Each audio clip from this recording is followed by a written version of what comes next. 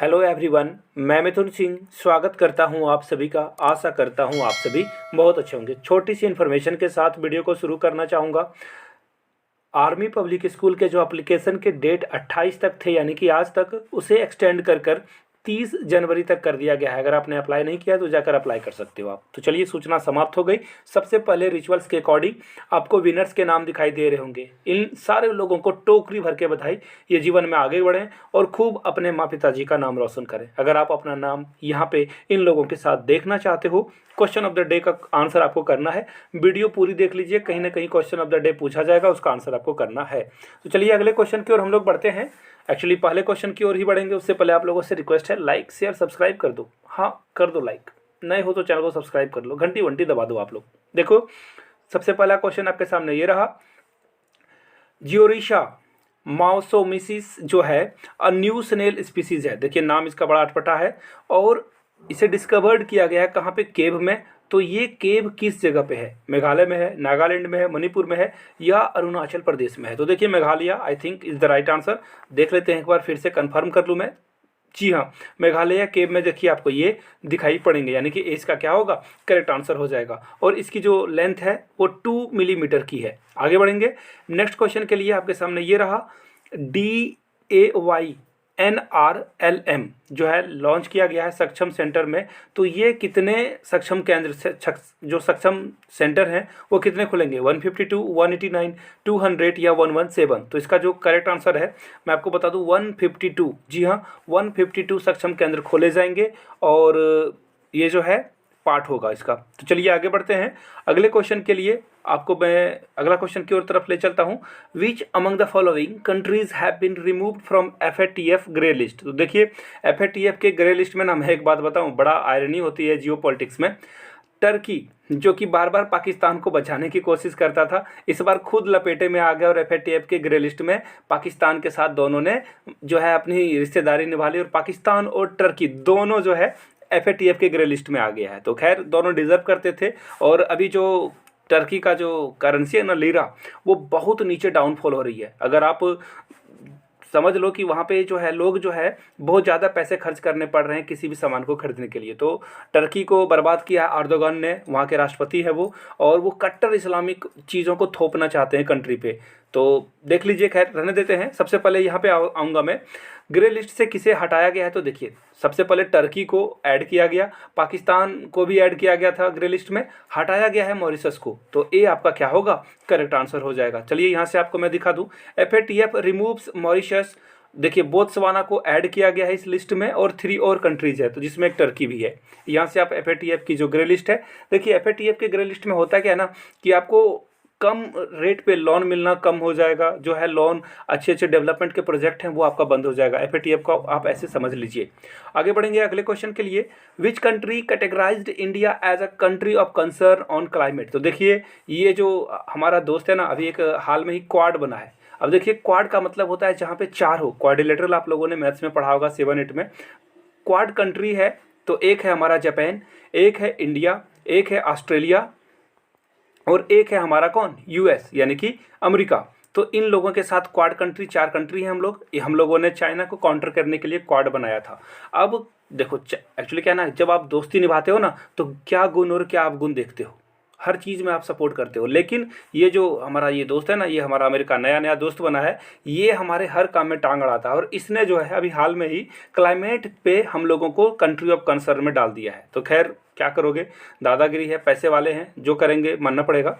यहाँ पे देखिए, आप देख सकते हो यहाँ पे, India put among 11 countries of concern, यानी कि इंडिया के साथ साथ इन लोगों ने 12, मतलब टोटल 12 कंट्रीज को लिया है। इसमें एक को इन्होंने लपेटे में लिया है। किसको? इंडिया को के साथ साथ 11 कंट्री को लपेटे में लिया है। एक बात मैं बताऊं, इन लोगों ने ना, जब इनके पास पैसे कम थे तो ये कोल खूब जलाते थे और अपने इंडस्ट्री को इन्होंने खूब डेवलप कर लिया। अब ये पैसे वाले हो गए हैं, अब ये बोल रहे हैं कि नहीं, अब तुम्हें कोल नहीं यूज़ करना है, क्लाइमेट चेंज पे ध्यान दो। तो खैर, क्या करोगे, ये आयरनी से अलावा इसे कुछ और कहा नहीं जा सकता है।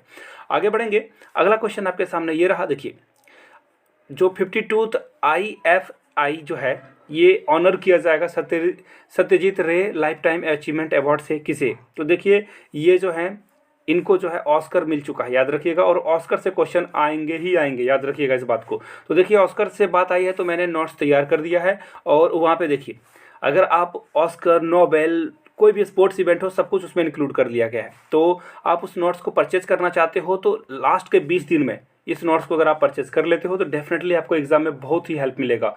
मैंने आर्मी पब्लिक स्कूल खुद क्रैक किया है, तो मैंने उसी के रिगार्डिंग न्यू सिलेबस पे ये सिलेबस तैयार किया है, ये नोट्स तैयार किया है। आप इसे परचेज कर सकते हो और 100 रुपीज़ में आप क्वेश्चन पेपर परचेज कर सकते हो। यहाँ से मेरी ईमेल आईडी देख लो, yourmithunsingh@resume.com पे मेल कर लीजिए। If you are Instagram then to follow me @I-Mithun Singh। तो मेल करके आप इनको इन्फॉर्मेशन ले सकते हो, और इंस्टा पे भी इन्फॉर्मेशन ले सकते हो। तो देखिए सबसे पहले जिनको जो है हम लोगों ने सत्यजीत रे अवार्ड दिया है। सत्यजीत रे जिनको नहीं पता है, वो बहुत बड़े स्क्रिप्ट राइटर थे, डायरेक्टर थे, फोटोग्राफर थे, एवरीथिंग। उन्होंने जो है सत्यजीत रे अवार्ड जो है 52 जो IFI होगा, इसमें जो है किसे मिलने वाला है। देखिए IFI का फुल फॉर्म आप लोग नीचे कमेंट करके बताओगे। मार्टिन को जो है ये मिलने वाला है। आपको मैं फिर से अब ले चलता हूँ क्वेश्चन की तरफ, तब आप चीज़ों को समझ पाओगे। तो देखिए यहाँ पे जो पहला ही ऑप्शन है ना, मार्टिन, ये इसका राइट आंसर होगा। आगे बढ़ेंगे, और 2 लोगों को दिया जा रहा है, याद रखिएगा इस बात को। आगे देखिए नेक्स्ट क्वेश्चन आपके सामने ये रहा, which of the following launches token HQ in partnership with the master card, RuPay and visa.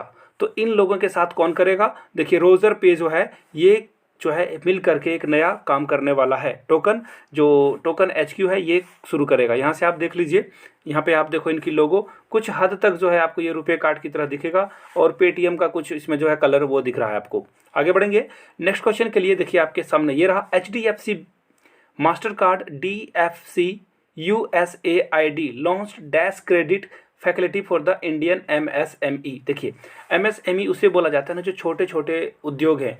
Suppose कर लो कि आप मेरठ से हो, मेरठ तो खैर बड़ा जगह है, यहाँ पे बहुत बार बुक वगैरह छपती है, या फिर चमड़ा का उद्योग है, या फिर इवन छोटे छोटे जो शॉपकीपर हैं, कुछ मूढ़ी वगैरह का कारखाना खोल लिया, किसी ने चूड़ा जो है उसका कारखाना खोल लिया, या फिर कोई और सामान है जो छोटे स्तर पर बनाया जाता है, आप जो है दालमोट बनाया जाता है, इन चीज़ों को MSME बोला जाता है। छोटे स्तर पे अगर कोई हाथ से जो है कपड़े सिलता है और जो बनारसी साड़ी वगैरह है, वो सब MSME के अंतर्गत आता है। तो इसके लिए इन लोगों को 100 मिलियन का जो है $100 मिलियन का जो है ये इन लोगों ने सैंक्शन किया है। तो ये राइट आंसर क्या होगा, C नंबर करेक्ट हो जाएगा आपका। अगले क्वेश्चन की ओर हम लोग बढ़ेंगे। नेक्स्ट क्वेश्चन आपके सामने ये रहा, आपको ये बताना है कि हाल में ही डिफेंस जो मिनिस्ट्री है उन्होंने 423 करोड़ का जो है एक डिफेंस डील साइन किया है। किसके लिए, इंडियन नेवी के लिए। तो उस कंट्री का क्या नाम है जिससे हम लोग वेपन ये जो है एक्सपोर्ट करेंगे। तो ये कंट्री है हमारा अमेरिका। 20 का करेक्ट आंसर होगा। देखिए हम लोग ना पहले रसिया से बहुत सारे इक्विपमेंट खरीदते थे, अभी हाल में ही हम लोग S-400 भी खरीदेंगे, 500 भी खरीदेंगे। तो देखिए रसिया के साथ थोड़े से रिश्ते करवाहट में बदल रहे हैं, क्योंकि रसिया जो है ना वो चाइना दोनों भाई भाई है। दोनों कंट्री जो है डेमोक्रेटिक नहीं है, यहाँ पे लोग वोट नहीं करते हैं दोनों में। और रसिया में देखिए व्लादिमीर पुतिन नाम के वहाँ पे वोट होते हैं, बार बार वही जीत रहे हैं। और चाइना में तो खैर हमारा ये जो जिनपिंग चाचा है, जिन्होंने कोरोना फैलाया पूरे कंट्री में, ये बर्बाद करके रख दिया इसने। तो उसको काउंटर करने के लिए हम लोग क्या कर रहे हैं, डिवाइड कर रहे हैं, और हम लोग रसिया पे डिपेंड कम हो रहे हैं। अब हम लोग अमेरिका से भी वेपन परचेज करेंगे। 20 का करेक्ट आंसर होगा। आगे बढ़ेंगे नेक्स्ट क्वेश्चन के लिए। आपके सामने ये रहा, यहाँ से आप देख सकते हो, ministry of defence science the contract worth 423 crore with the US। तो देखिए ये अच्छी बात है। आगे बढ़ेंगे नेक्स्ट क्वेश्चन, यहाँ पे आपके सामने ये रहा, विच स्टेट विल होस्ट। देखिए होस्ट करेगा ना 56th national cross country for championship next year. तो कौन करेगा ये, तो according to me I think it's Assam, but देख लेते हैं। जी हाँ, सॉरी आई एम रॉन्ग, ये नागालैंड है। नागालैंड जो है ये जो 56 नेशनल क्रॉस कंट्री चैंपियनशिप है ये होस्ट करेगा। आगे बढ़ेंगे अगले क्वेश्चन के लिए। नेक्स्ट क्वेश्चन आपके सामने ये रहा, आपको ये बताना है, री इलेक्ट हुए हैं प्रेसिडेंट IBDF के और Indian broadcasting and digital foundation के, इनको री इलेक्ट किया गया है। तो इसका जो राइट आंसर है वो होगा K माधवन। जी हाँ, C is the right answer, K Madhavan इसका करेक्ट आंसर होगा। आगे बढ़ेंगे, और यहाँ से आप इनकी इमेज भी देख सकते हो, इनको री इलेक्ट किया गया है, अच्छी बात है। आगे बढ़ेंगे नेक्स्ट क्वेश्चन के लिए। आपको ये बताना है, देखिए यहाँ पे आप देखोगे first ever president of which nation. अभी देखिए कुछ कंट्री में ना अभी भी मोनार्की चल रही है, डिक्टेटरशिप चल रही है, तो अभी इनको पहला प्रेसिडेंट मिला है लाइफ में।